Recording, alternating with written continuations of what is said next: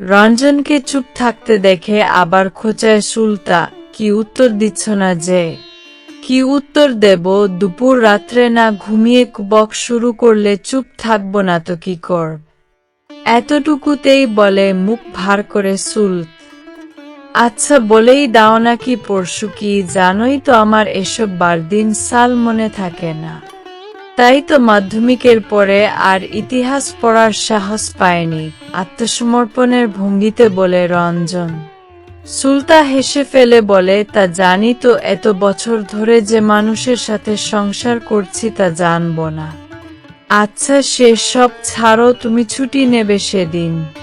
অকারণ ছুটি নষ্টের একেবারে পক্ষপাতী না রঞ্জন। কখন দরকার পড়ে যায় কে জানে।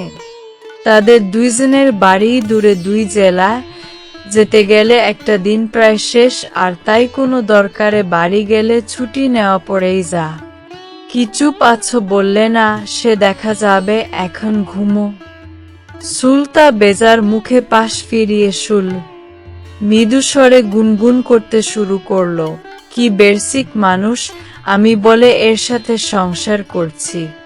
পরের দিন সকালে ঘুম ভাঙতে দেরি হয়ে গেল। উঠে স্ত্রীমুখ গম্ভীর দেখে প্রমাদ গুণ্য রঞ্জন। সুলতার বড় খারাপ স্বভাব, রাগলে কথা না বলে কাজ করে যায়। রঞ্জন বুঝতে পারল তাকে ঘুম থেকে না ডেকে দেওয়ার কারণ। বাড়িতে মাত্র 2টো প্রাণী, তার মধ্যে একে অপরের সাথে কথা না বললে কি চলা যায়? কেমন দমবন্ধ হয়ে আসে। অফিসে বের হয়েও মনটা ভালো হলো না। সারাদিন মাথায় চাপ দিয়েও আগামীকাল তাদের জীবনের কি বিশেষ দিন রয়েছে মনে করতে পারল না। তবুও বলে করে অর্ধেক দিনের ছুটি মঞ্জুর করালেন। বেসরকারি প্রতিষ্ঠানে ছুটি মেলা বড় মুশকিল। রঞ্জনের সাথে সুলতার বিয়ে মা ঠিক করেছিলেন। উনার সখীর মেয়ে সুলতা কলকাতায় পড়তে এসেছিল, পাশ করেই বেসরকারি প্রতিষ্ঠানটি চাকরি পেতেই একরকম জোর করেই বিয়ে দিয়ে দেন ওদের মা।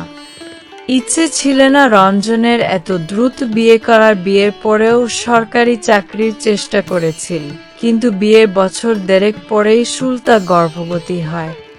বাড়ির সবাই খুশি। রঞ্জন প্রথমে খরচ আর ভবিষ্যৎ সরকারি চাকরির প্রস্তুতির কথা ভেবে খুঁতখুত করলেও বাবা হবার আনন্দে সেটা মন থেকে দূর হতে সময় লাগেনি। সুলতাকে প্রথম মাস থেকে নিয়ে যাবার জন্য 2 পরিবার জোর করলেও রঞ্জনের এখানে একা সব সামলাতে অসুবিধা হবে ভেবে সে যায়নি প্রায় 5 মাস, কিন্তু শেষ কয় মাস বাড়ির কেউ বারণ শোনেনি, নিয়ে গিয়েছিল সুলতাকে।